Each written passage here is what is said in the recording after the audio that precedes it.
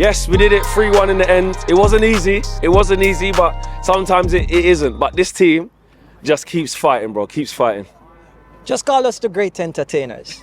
Yes, that's what we do. People pay to get entertainment, so we make it look as that exciting factor. And then that's, we build it up and finish it in that exciting fun. Everybody goes home happy. If we just had blown out the game, everybody would just there eating their pies and stuff and nothing. So you're saying that was deliberate? We wanted them to go 1-0 up. Look, we do that so often now, yeah? But sometimes, like in Newcastle, we have to finish it early and say, look, business first. So, yeah, I'll tell you what. We have to make changes. But there are consequences for these changes. And if you watch football, you'll understand, right? And I keep saying, some of the times, combinations. The fact of the matter is that you had Sabista and you had McTominay coming back who didn't play for quite a while because he was injured.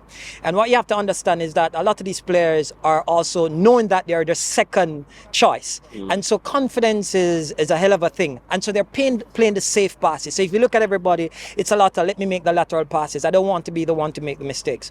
And a key thing I'll just say with Casemiro before we even get there, he doesn't always make the pass right, but he takes the chances. That's confidence, and that's that ability to do that.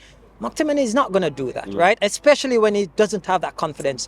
So I'm not going to bash them. I kind of expected this. Yeah. But all I wanted to see was a little more intensity from them. So the coach has to do that. They're playing, a game every 3 days. So that was absolutely necessary. It was one of them because you're stuck between a rock and a hard place because, the games are coming thick and fast, but we know what happens if you go back to Maguire and Lindelof with McTominay just in front, then Luke Shaw has to come out, so the quality drops at left back. Molassi's a young kid coming up, he's very raw. And it was almost like we felt that. And I think is that just a key element of where we are in our development, that we haven't got the players to come in from the first starting players and really make an impact yet, as Ten Hag is building this squad and as the games are coming thick and fast, when, like you said, those players aren't used to playing, we will see performances like that. But when we change it, we keep getting a reaction. So we still have to remember that this is the first season of Ten Hag's project. And so with playing time comes confidence. So a lot of these players, as they become more accustomed to these things, you will not see this fall off like future months. Obviously, there are some players that we're going to say it's not good enough, right? But I'll give you one perfect example why I say I'm fine now. If you take, for example, the Dalot and Wan-Bissaka situation, that's a perfect thing there because they suit games where this one is better for this kind of game, this one is better for that kind of game. And eventually when we start getting those kind of combinations at different areas of the field, we'll be fine. Now, I'll say a simple thing. I don't think Fred and McTominay will be at the club next year. One has to stay, one has to go. Well, it's looking like it's Fred that has to stay. Yeah. So that's the point. So you're going to find some people fall by the wayside. But we have to do this. It's a painful process, but it's something that has to happen. If you notice, something Ten Hag normally does, it will normally start a stronger team and then try to get them up. But I think for the past couple of weeks, because of just how much has been real, you had to do something like this to say, look, I trust you guys. Come and show that you deserve to play for this club. So I'm not worried about it at this particular time, and I wasn't concerned even in this game because I know that we can get to another level. There's a difference with other games or in previous seasons where you go one behind and you're just all worried, you're all like, oh my God, what's gonna happen? That feeling wasn't there, was it? Exactly. Everyone's up singing. No, it can get better because immediately, amazing how just one player can change a game. Because you bring that pivot in somebody who transitioned the ball to just get it forward. That's exactly what he did straight away. And exactly. And then all of a sudden, what you see is that West Ham is on the back foot. Because West Ham didn't come out to come and press us. They weren't pressing us at all in the first half. But they're like, wait a minute. Manchester United is not coming at us. All right, I'm going to take time, creep up. And then when we start making the changes in second, it's like, oh shit. Yeah, we're in trouble now, yeah. Now, right? And they start backing off. So that's kind of like how it is. But it's a necessary process that has to happen.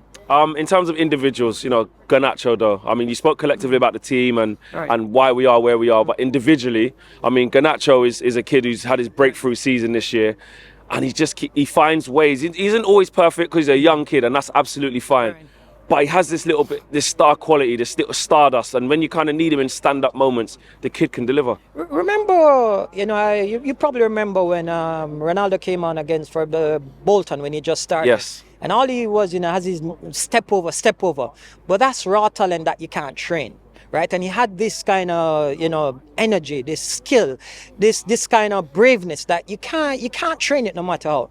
Now, what you're going to have with kids is that you're going to have inconsistencies. One of the things that's interesting, even in this game, he wasn't so good in the first half. Exactly. In the second half, he comes alive. As West Ham started to tire as well, and so he comes into his own. Kudos to the coaching staff to know when to say, you know, pull him, don't pull him, give him his chance, because that's the kind of bravery that you need. And so it's a part of the development with this kind of, so, you know, there's a game previously where, you know, some fans were getting on his back. The Leeds game. But that's a bit of being naive, because you don't understand that consistency is not something that's going to happen with the younger footballers. That consistency come as they learn, as they go along, especially under the tutelage of coaches like this, who will teach them, who will go back and say, look, and the very next game, he come on against Leeds again and scored. Absolutely. So that's my point. So I don't get concerned about that. I'd be more concerned about if you have players who are mature already and you know there's no further ceiling they're going to go from this. This is where they've tapped out.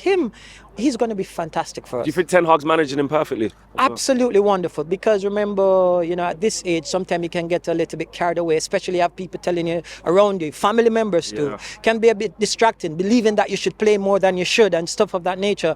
But I think he has kept him grounded, kept him hungry, and he's given him enough chance to say, look, this is where I want to be. To finish off before you go, who was your man of the match and why? It has to be Garnacho, because if you look at the entire game, in the first half, there was nothing. Yeah, we were poor in the first half. We were poor in the first half. But in the second half, he was everything. He was always there. And every time he gets the ball, you thought something was going to happen. And to top it off, he scores a beautiful Brilliant goal. goal to kill the game. Absolutely, man. Wicked, man. Wicked. Love. Wicked. See you at Liverpool, man. Yeah, all right.